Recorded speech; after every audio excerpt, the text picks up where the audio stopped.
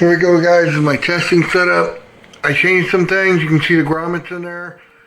No one knows about this. No one knows about this. This guy only has like 3,000 subscribers, all right? And this guy is building a UFO. His name is OldManBuilds. He only has 3,800 subscribers. All right, peep. Let this guy cook, bro. Look at wires this. Don't catch on fire. You can see now everything. It's routed right out the bottom. It's like it should be. And the only other thing I can look for is something springy that's plastic that I can put in there and just... Look at this. All right, so look, it has two motors made out of CPU fans. Two motors made out of CPU fans with a metal disc. I think it's made out of aluminum. Are you sure? The bottom disc has magnets arranged in an octagon pattern, and they both rotate counterclockwise. And then there's an ultrasound, piezoelectric ultrasound device up here, and it's just emitting it downwards. It's pointed downwards into the disc. The disc in the center is static. Tape in there so it stays, but it's done well so far. You got to see him test it. Right over here is my old school Tesla coil, and it is on the Slayer exciter circuit. I'm having a lot of trouble with this. We're looking for feedback to come in. All right, and when you do that, you're looking for the oscillation to slow down. Okay, dude, I get it. Because it has to do with frequency and resonance. It's the same shit with music and EQing and all that stuff, bro. Okay, but instead you're playing with electricity and a Tesla coil and whatever the other thing is.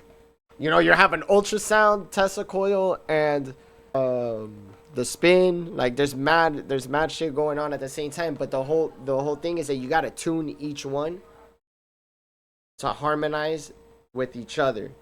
You gotta basically do a chord. So if you were to do like G major, you know, or like a power chord, because you got three things going on, depending on how many of the things. And when that does, you're looking for the number one coil to start to hum. Problem is, Slayer exciter, it shuts down the oscillation completely at the MOSFET, and you don't necessarily get the hum.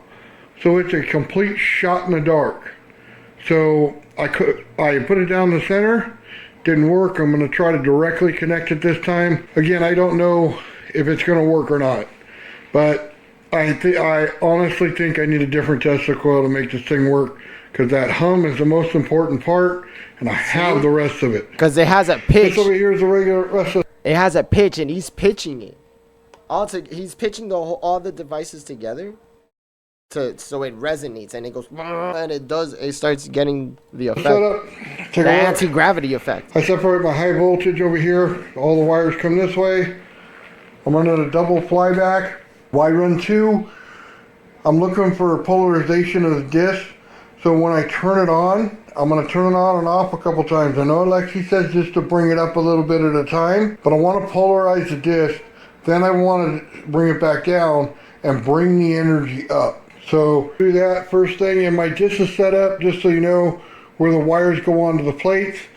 They're 50-50. So it's going to be touching 50% of the time. 50% of the time it's not going to be touching. So it's always going to pull more polarization in there in order to keep that toroidal working. So here we go. I just have a 12 volt power source right here. I hooked up to a motor driver. That all goes to that high voltage circuit. Sorry, let me get around here. It goes to that high voltage. So that's all this side. This side right here, I have an adjustable power source. It goes off to my ultrasound right here, and that goes over to the Graviflyer. I flipped my ultrasound on my Graviflyer. See, that's the little... It was facing downward. That's the little thing that's at the top. I now have it facing upward. What's the difference? Well, it was just popping the piezo and clicking when I had it going down. Now it's pushing the entire frame up when it hits a very high point.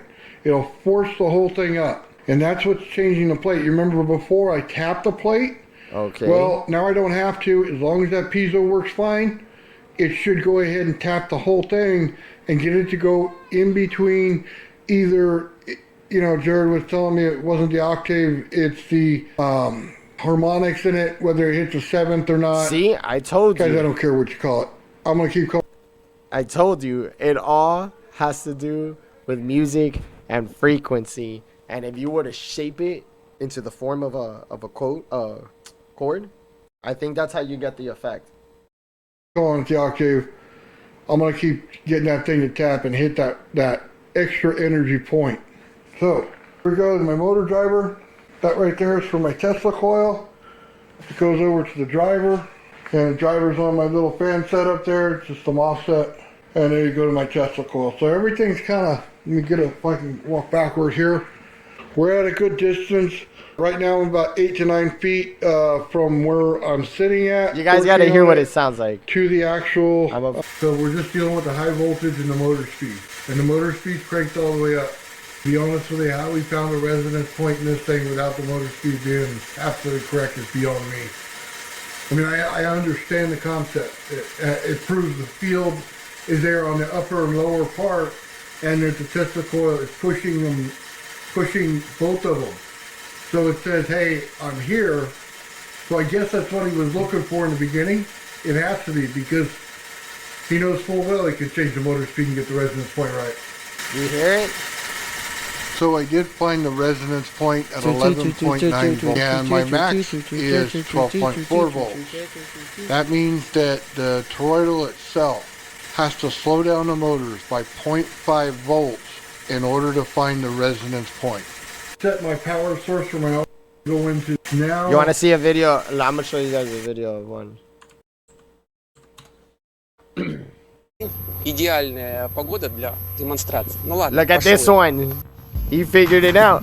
You hear the high pitch? You hear the high pitched sound? That's the frequency that guy has to get his thing to. You hear that high Я pitch? знаю, что похоже, что как будто штыри стали, но это как увидели. Вы думаете, что сейчас я подвешиваю на дроне, стабилизировался? Нет, ребята, смотрите. Чистое небо. I wish he didn't put the music. Yeah, I wish he didn't put the music, bro. You hear the high pitch? That's it. That's what he has to do. That's all he has to do. He has to figure out how to get it to reach that point. Oh, look, this guy's been doing it